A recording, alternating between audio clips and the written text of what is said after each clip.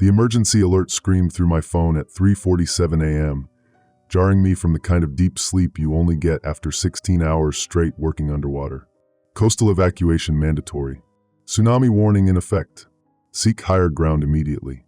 I rolled out of bed, muscle memory from 20 years of marine salvage operations kicking in before my brain fully processed the situation. Maeve was already up, throwing clothes into our emergency bag with the practiced efficiency of a Coast Guard spouse who'd lived through too many midnight call-outs. "How bad?" she asked, not looking up from stuffing our important papers into a waterproof case. I checked my weather app, cross-referenced with the NOAA buoy data I monitored religiously. Magnitude 8.2 quake off the Aleutians 6 hours ago. Wave height estimates. I scrolled through the technical data, converting the numbers automatically. 30 to 40 feet when it hits the coast. We've got maybe 90 minutes. The Hendersons? I'll check on them after I secure the boat. Maeve paused, meeting my eyes. After 18 years of marriage, she could read my face like a tide chart. "What aren't you telling me?" I showed her the seismic data on my phone. "This isn't following normal tsunami patterns. The wave train is wrong. It's maintaining height over the continental shelf instead of dissipating. That shouldn't be physically possible." She zipped the bag shut. "Your equipment giving false readings?" 3 different monitoring systems, all showing the same impossible data. I grabbed my work boots, still caked with salt from yesterday's hull inspection job. Could be equipment failure, but you don't think it is. I'd spent 2 decades working underwater, salvaging everything from pleasure craft to commercial fishing vessels. You learn to trust your instruments when your life depends on them being right. When 3 independent systems all told you the same impossible story, you listened. The drive to the harbor took 12 minutes instead of the usual 20. Emergency vehicles screamed past us heading inland, their lights painting the pre-dawn darkness in strobing reds and blues. The radio crackled with evacuation updates, but I was monitoring the marine emergency frequency on my handheld. Coast Guard Station PT Mendocino. This is salvage vessel Deep Current. Requesting permission to secure commercial vessel before evacuation. Deep Current negative. All civilian vessels ordered to higher ground immediately. Repeat, no harbor access authorized. Maeve squeezed my shoulder. "Elias, the boat's insured. Let it go." She was right, but something felt fundamentally wrong about this whole situation. 20 years of marine experience had taught me to read wave patterns, water movement, atmospheric pressure. Everything about this tsunami warning contradicted what I knew about Pacific seismic events. At the harbor, emergency personnel were herding the last stragglers toward the evacuation route. I grabbed my binoculars from the truck and trained them on the horizon. The ocean was wrong. I'd seen tsunami approach before. The 2011 Japan event had generated a 6-foot surge here. Tsunami waves don't look like normal ocean swells. They're broad, fast-moving walls of water that lift the entire sea level. What I was seeing through my binoculars defied everything I knew about wave physics. The approaching wall of water seemed to be breathing, rising and falling in a rhythm that had nothing to do with normal hydrodynamics. And behind the main wave, something massive moved beneath the surface, a shadow that stretched beyond the horizon. "Maeve, get in the truck. Now." "What is it?" I lowered the binoculars, my hands shaking slightly. In 2 decades of underwater work, I'd seen plenty of things that couldn't be easily explained. Sonar contacts that disappeared when you investigated. Equipment malfunctions in perfectly maintained systems. But this was different. "I don't know, but we need to get inland, and we need to get there fast."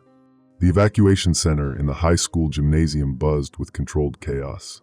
Emergency coordinators moved between families, checking names against evacuation lists. I found myself automatically cataloging the crowd, maybe 300 people, mostly locals who'd lived here long enough to take tsunami warnings seriously. Rowan Cole, the harbor master, waved me over to where he was setting up communication equipment. 28 years managing this harbor had given him an authority that even Coast Guard officers respected. "Elias, thank God. I need someone who knows the water." He gestured to a laptop displaying real-time oceanographic data. "Look at these readings and tell me I'm not losing my mind." I studied the screen. Bathymetric sensors along the continental shelf were showing impossible data. The ocean floor, mapped to centimeter accuracy for shipping navigation, was registering structures that hadn't been there yesterday. "Software glitch," I said, but even as I spoke, I knew it wasn't true. The sensors were military-grade, redundant systems that didn't suffer from simple malfunctions. That's what I thought. Until this. Rowan switched to a different display, satellite thermal imaging of the coastal waters. Taken 2 hours ago, during the initial seismic event. The image showed our familiar coastline, but the water temperature patterns revealed something that made my engineering mind struggle to process.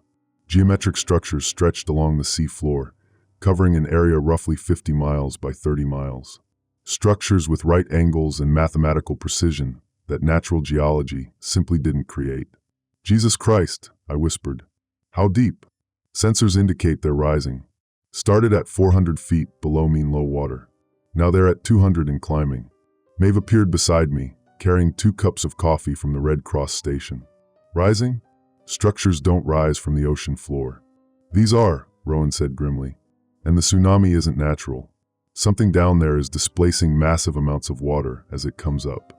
I studied the thermal patterns, my salvage experience automatically assessing the engineering implications. The water displacement volume indicates structures with internal space. These aren't solid masses, they're hollow. Like buildings. Buildings 400 feet underwater? Buildings that were 400 feet underwater. If they're rising, I did quick calculations based on displacement volume and structural integrity requirements. Rowan, how fast are they coming up? Current ascent rate is approximately 12 feet per hour. Maeve set down her coffee cup. That means they'll break the surface. In about 16 hours, I finished. Right around high tide tomorrow. The implications hit me like cold seawater. If structures that large breach the surface during high tide, the secondary wave displacement could devastate the entire coastal region. The initial tsunami would be nothing compared to what happened when those things fully emerged. Who else knows about this? I asked. Emergency coordinators are focused on the immediate tsunami threat. I sent preliminary data to NOAA, but they're treating it as sensor malfunction during the seismic event. Rowan's weathered face was grim. Elias, I've been working these waters for 3 decades. This isn't natural, and it isn't going to stop with one wave. A young emergency coordinator approached our makeshift command area. I recognized her, Tessa Ward, recent graduate from the Coast Guard Academy, assigned to this district for her first posting. She carried herself with the careful authority of someone still proving herself competent. Mr. Cole, I need your assessment of harbor damage for the incident report. Rowan gestured to the laptop. Ms. Ward, we have a bigger problem. Show her, Elias. I walked her through the data, explaining the structural analysis in terms her Coast Guard training would understand. She listened with the focused attention of someone accustomed to processing technical information under pressure. These readings suggest artificial structures, she said finally. But that's impossible at those depths. Impossible or not, they're coming up, I replied. And when they breach the surface, the water displacement will generate waves that make this morning's tsunami look like a bathtub splash. Tessa studied the thermal imaging data. I need to contact district headquarters immediately. Good luck convincing them, Rowan said. I've been trying to get anyone to take this seriously for the past 4 hours. As Tessa moved away to make her calls, Maeve pulled me aside. Elias, what are you thinking? I looked around the gymnasium at families settling in for what they thought was a temporary evacuation. Children playing games between cots, elderly residents sharing stories about past storms, normal people dealing with what they believed was a natural disaster. I'm thinking we need to get a boat and find out what's down there before those things reach the surface. Absolutely not. Maeve, if I'm right about the secondary displacement. If you're right, then we evacuate further inland with everyone else. You're not diving on unknown structures during a seismic event. She was using her nurse's voice, the tone that had talked countless patients through medical procedures they didn't want to face. Calm, reasonable, and absolutely immovable. Someone needs to assess the situation. Someone qualified, with proper support and equipment. Not my husband in his salvage boat. She gestured toward the families around us. These people need information, not another rescue situation. I knew she was right, but 20 years of marine salvage had taught me to recognize emergency situations that required immediate action. Whatever was rising from the ocean floor, waiting for official response could cost hundreds of lives. The first secondary tremor hit at 2:17 p.m., strong enough to rattle the gymnasium windows and send children crying to their parents. I was monitoring Rowan's equipment when the seismic sensors registered the event, a 4.2 magnitude quake centered directly beneath the rising structures. It's not aftershock, I told him, showing him the wave pattern analysis. The seismic signature is wrong for tectonic activity. It's more like controlled demolition. Rowan's face went pale. Controlled by what? Before I could answer, Tessa approached with a man I didn't recognize, tall, severe-looking, wearing a suit that cost more than most people's monthly salary. Everything about his appearance screamed federal authority. Mr. Frost, I'm Caden Holt, Department of Homeland Security. I understand you have expertise in underwater structural assessment. I nodded cautiously. Marine salvage engineering. Why? We need immediate evaluation of the structures your equipment has detected. Time-sensitive national security implications. Maeve moved closer, her protective instincts engaging. Evaluation from here, with proper safety protocols. Holt's expression didn't change. The evaluation requires direct underwater reconnaissance. Mr. Frost's experience with deep water salvage makes him uniquely qualified. Qualified for what, exactly? I asked, determining whether these structures pose an immediate threat to regional stability. His tone suggested this wasn't really a request. Our preliminary analysis indicates artificial construction. We need someone with practical experience to assess structural integrity and potential hazards. Rowan spoke up. The ascent rate is accelerating. Latest readings show 15 feet per hour, up from 12 this morning. I did the math automatically. That puts surface breach at around midnight instead of tomorrow afternoon. Holt nodded grimly. Which is why we need immediate reconnaissance. Mr. Frost, your country needs your expertise. The federal authority routine might work on civilians, but I dealt with enough government contracts to know when someone was desperate and trying not to show it. What aren't you telling us? Information that requires security clearance to discuss. Then get me clearance or find someone else. Maeve touched my arm. Elias, don't. But Holt was already pulling out a tablet, navigating to what looked like classified files. Emergency protocols allow temporary clearance for technical consultants. What I'm about to show you cannot be discussed with unauthorized personnel. The images on his screen made my engineering mind struggle to process what I was seeing. The rising structures weren't random geological formations. They were clearly artificial, vast complexes of interconnected buildings with architectural features that looked simultaneously ancient and impossibly advanced. Sonar mapping indicates internal spaces consistent with inhabitable structures, Holt continued. Complex geometric patterns that suggest intelligence behind the construction. Intelligence? Maeve asked. We don't know, but something built these, and something is bringing them to the surface. I studied the architectural analysis, my salvage experience automatically assessing construction methods and structural requirements. The engineering tolerances are incredible. These structures have been underwater for decades, maybe centuries, and they're showing no signs of degradation. Which brings us to the critical question, Holt said. What happens when they fully surface? I stared at the sonar mapping data, my mind racing through structural engineering calculations. If these are hollow structures with this much internal volume, full surface breach will displace approximately 2.8 billion cubic feet of seawater. In layman's terms, the secondary tsunami will be 3 times larger than what hit us this morning, and it'll strike without warning. Maeve's hand found mine. How many people live in the coastal zone? 15,000 in the immediate impact area, Tessa answered quietly. 40,000 if you include the river valleys. Holt closed the tablet, which is why we need immediate reconnaissance. Mr. Frost, will you help us? I looked around the gymnasium at families who'd already lost their homes to one tsunami today. Children playing with toys salvaged from evacuation bags.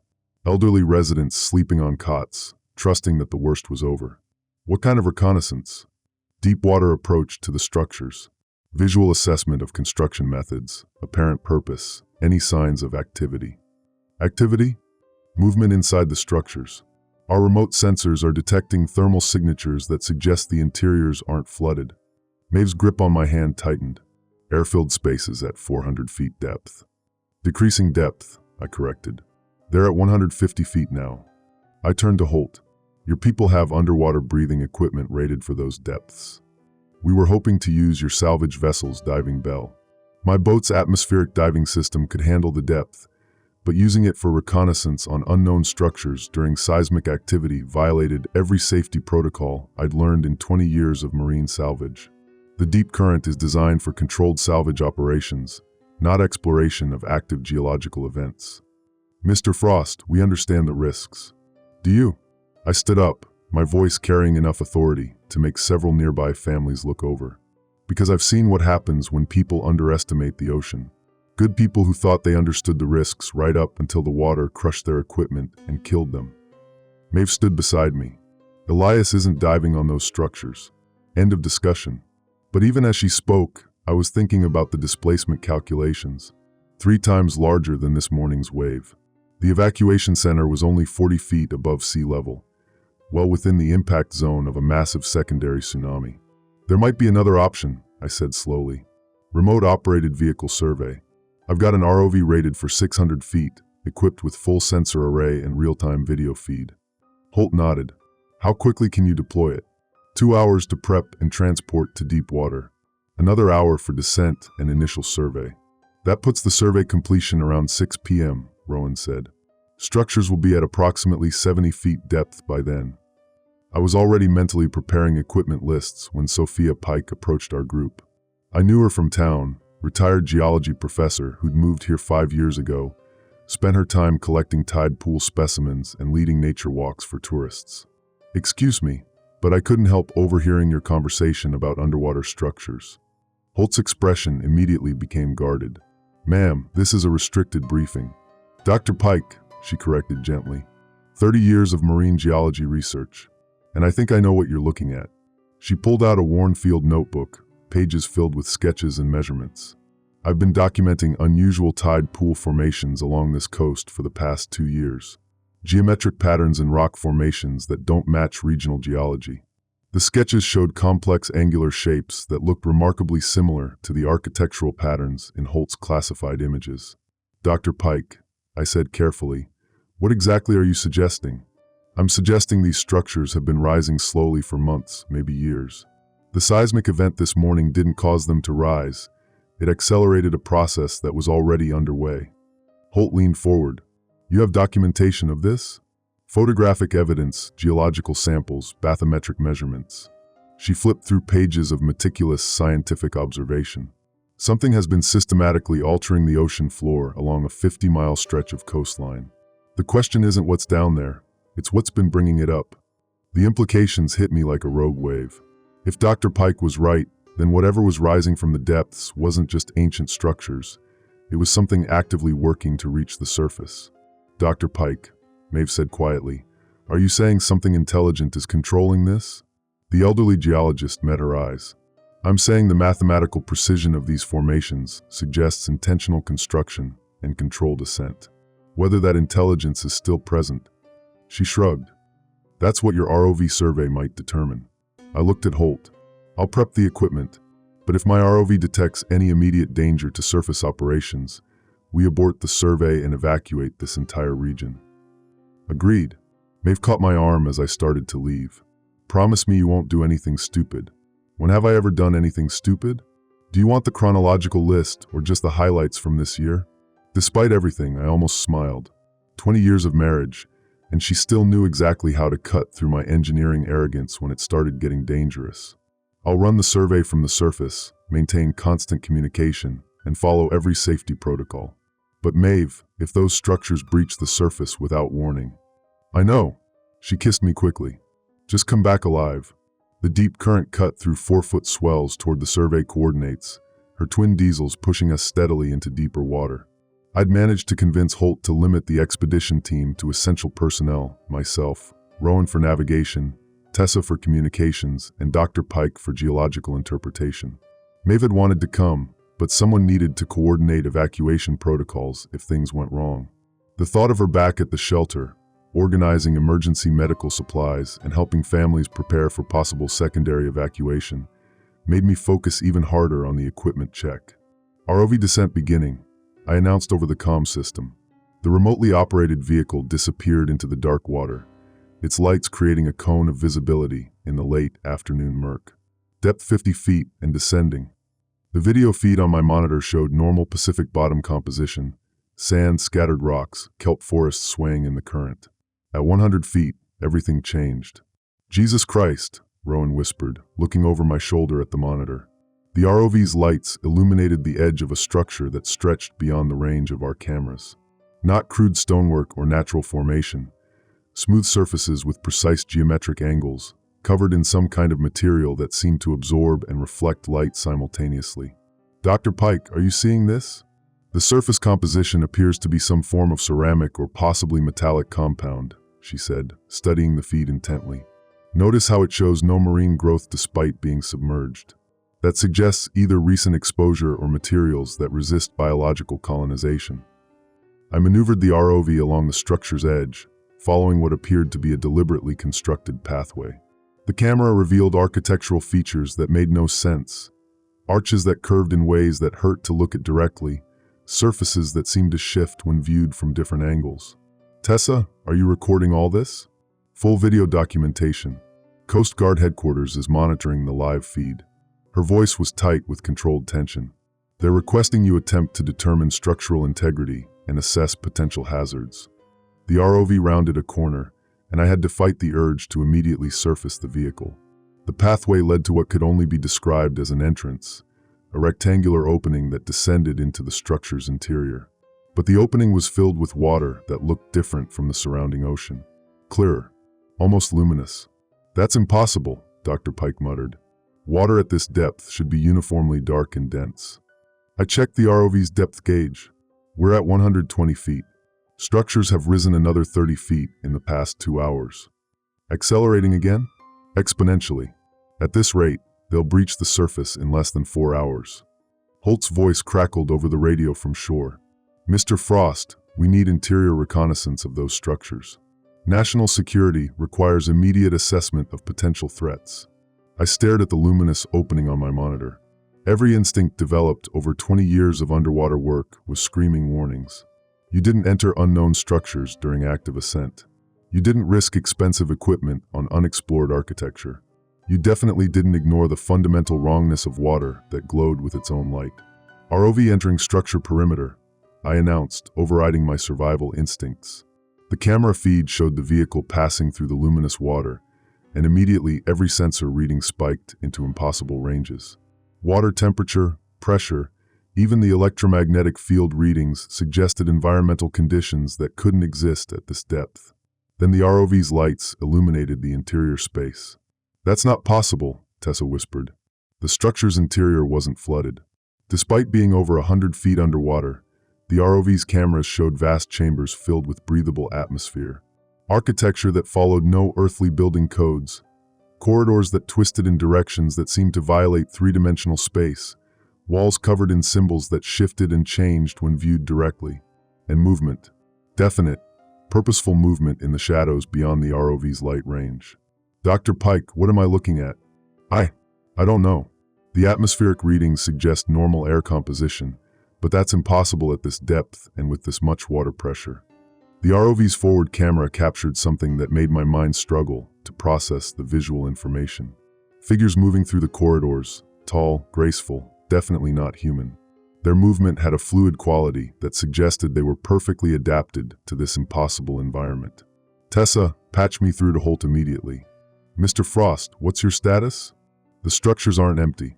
There's something living down there. Multiple somethings. Can you determine hostile intent? Before I could answer, one of the figures moved directly into the ROV's light beam. For a moment, I had a clear view of something that should not exist. Humanoid but wrong, with features that suggested adaptation to environments no human had ever experienced. It looked directly into the camera, and I had the distinct impression it was looking back at me. Then every piece of electronic equipment on the deep current died simultaneously. Emergency power kicked in 30 seconds later, but the ROV feed was gone. Navigation systems, radar, radio communications, everything was completely dark. Rowan, can you get us back to harbor on manual navigation? If the engine starts. He tried the ignition. Nothing. Electrical systems are completely fried. Dr. Pike was studying her handheld instruments, the only equipment still functioning. Whatever caused that electromagnetic pulse was incredibly powerful, and it came from directly below us. I looked over the side of the boat. The water around us was beginning to glow with the same luminous quality I'd seen in the ROV feed, and it was getting brighter. They're coming up faster, Tessa said quietly. The structures are ascending rapidly. As if summoned by her words, the sea around us began to churn. Not natural wave action, deliberate, controlled movement of massive amounts of water as something enormous approached the surface. "Everyone hold on to something," I ordered, grabbing the emergency flare kit from the bridge. "And pray that whatever's down there doesn't consider us a threat." The water 50 yards off our starboard side bulged upward like a massive bubble. Then the first structure broke the surface with a sound like the world's largest cathedral bell ringing underwater. Water cascaded off surfaces that seemed to drink in the late afternoon sunlight, while simultaneously glowing with their own internal illumination. More structures followed, rising from the depths in a carefully orchestrated sequence that spoke of intelligence and purpose. Within minutes, we were surrounded by an alien city that stretched to the horizon, its impossible architecture dominating the seascape like nothing human beings had ever imagined. And from the tallest spires, figures were emerging, the same beings I'd seen in the ROV feed, now moving through the air above their risen city with the same fluid grace they displayed underwater. "Tessa," I said quietly, "I don't suppose your Coast Guard training covered first contact protocols?" The rescue helicopter found us 6 hours later, drifting in calm seas beside structures that defied every law of physics and engineering I'd spent my career learning. By then, the beings, I couldn't think of a better term for them, had made their intentions clear through actions rather than words. They ignored us completely. For 6 hours, we watched an alien civilization methodically restore their city to full functionality. Systems activated throughout the structures, creating geometric patterns of light that pulsed in rhythms too complex for human minds to follow. Atmospheric processors, I could recognize industrial equipment even when it operated by unknown principles, began altering the local environment, creating microclimates around each structure. The beings moved with purposeful efficiency, paying no more attention to our small boat than we might pay to a piece of drifting kelp. We weren't threats. We weren't obstacles. We simply weren't significant enough to acknowledge. Coast Guard cutter Resolute to civilian vessel. The radio crackled as our electronics slowly returned to functionality. "Prepare for immediate evacuation." "Negative," I responded. "We're observing critical scientific phenomenon. Request permission to maintain position." "Mr. Frost, the entire Pacific Fleet is en route to your coordinates. You need to clear the area immediately." Through binoculars, I could see military vessels on the horizon, destroyers, cruisers, probably a carrier group somewhere beyond visual range. The full weight of human naval power preparing to confront something that had been living beneath our oceans for unknown millennia. Dr. Pike lowered her own binoculars. "They're going to try to establish communication through military presence." "Bad idea," Rowan muttered. "Look at the size of those structures. Whatever technology built this could probably sink our entire fleet without breaking stride." As if in response to his words, the water around the alien city began to change. The luminous quality I'd observed during the ROV survey now extended outward in all directions, creating a zone of altered seawater that stretched for miles. Within that zone, the laws of physics operated by different rules. "Tessa, patch me through to Fleet Command." "Mr. Frost, I don't have that authority." "Then get me someone who does. Now." The connection took 3 minutes to establish, during which we watched the alien beings continue their systematic restoration work. No acknowledgement of the approaching military force. No defensive preparations. No apparent concern whatsoever. "This is Admiral Morrison, Pacific Fleet Command. Mr. Frost, you're ordered to evacuate the area immediately." "Admiral, I'm a marine salvage engineer with 20 years' experience in underwater operations. The beings operating these structures have demonstrated advanced technology and complete indifference to human presence. Approaching them with military force is likely to be interpreted as aggression. Mr. Frost, national security requires immediate assessment of potential threats." I watched one of the beings manipulate a control surface that caused an entire section of city to reconfigure itself, massive structures flowing like liquid while maintaining their architectural integrity. "Admiral, these aren't potential threats. They're absolute ones. The technology gap between their capabilities and ours is so vast they don't consider us worth noticing. Military confrontation will only change that assessment in ways we won't survive. What do you recommend?" I looked at Dr. Pike, who nodded encouragingly. "Scientific observation from a respectful distance. Let them complete whatever restoration process they're conducting. Try to establish communication through non-threatening means. And for God's sake, keep the fleet far enough away that they don't interpret naval maneuvers as an attack." 30 minutes later, The Coast Guard cutter Resolute pulled alongside the deep current. Captain Sarah Chun, a woman I'd worked with on several salvage operations, helped coordinate our transfer to the larger vessel. Elias, what the hell did you find down there? I gestured toward the alien city, now fully risen and pulsing with patterns of light that seemed to extend both above and below the visible spectrum. Neighbors. Very old, very advanced neighbors who've been living in our ocean since before humans learned to make fire. The Washington briefings are calling it an invasion. It's not an invasion, it's urban renewal. As the Resolute carried us toward the harbor, I maintained radio contact with Holt, providing technical assessments based on our 6-hour observation period. The beings showed no interest in human settlements, human technology, or human existence in general. They were focused entirely on restoring their city to operational status after what appeared to be centuries of dormancy. Dormancy caused by what? Holt asked. Unknown. But Dr. Pike's geological data suggests they've been slowly rising toward the surface for at least 2 years. The seismic event this morning just accelerated a process that was already underway. For what purpose? I watched the alien city recede behind us, its impossible architecture now a permanent fixture on the horizon. Maybe they were always supposed to surface. Maybe some kind of environmental cycle we don't understand. Or maybe they just got tired of living underwater. Back at the evacuation center, Maeve was waiting with the kind of controlled patience that meant she'd been terrified for 6 hours and was now ready to kill me for putting her through it. Next time you want to make first contact with an alien civilization, discuss it with your wife first. There won't be a next time. They're not interested in contact. Good, because I'm not interested in being a widow. 3 days later, the alien city had fully stabilized its environmental systems. The luminous water zone now supported its own ecosystem of marine life that followed biological rules unknown to terrestrial science. The beings had established what appeared to be a sustainable relationship with both the ocean and the local atmosphere, creating a pocket of altered reality that didn't interfere with normal human activities beyond its borders. Military observers maintained a respectful distance, documenting but not approaching. Scientific vessels were permitted within visual range, but not within the altered water zone. The beings continued to ignore all human presence with the same indifference they'd shown that first day. A week after the structure surfaced, I received a contract offer from the Department of Homeland Security, technical consultant for long-term observation of the alien settlement.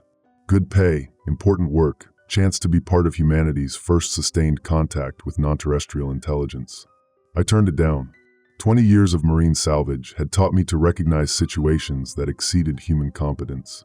Whatever those beings were, whatever they wanted, it operated on scales and time frames that made human concerns irrelevant. They weren't enemies. They weren't friends. They were simply too advanced and too alien for meaningful interaction. But Maeve was right about one thing. I wasn't interested in being a widow or making her one. The ocean was full of wrecks that needed salvaging, equipment that needed repairing, people who needed help with problems that human expertise could actually solve. The alien city remained on the horizon, visible from our rebuilt home, a constant reminder that the universe was far stranger and more vast than any of us had imagined. Sometimes, late at night, I'd watch the patterns of light playing across its impossible architecture and wonder what they were thinking, what they were planning, what their presence meant for humanity's future. But mostly, I focused on more immediate concerns: boat maintenance, harbor restoration, helping my neighbors rebuild after the tsunami damage. The ordinary work that kept human communities functioning, regardless of what cosmic forces might be operating beyond our understanding. The aliens had risen from the depths and established their city.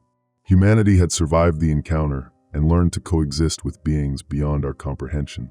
Life continued, changed but recognizable, as it always did when people adapted to new realities. And if those beings ever decided that human activities were worth their attention, at least we'd learned the most important lesson. Sometimes the best response to forces beyond your control is to focus on the things you can actually fix. The ocean was vast. There was room for all of us.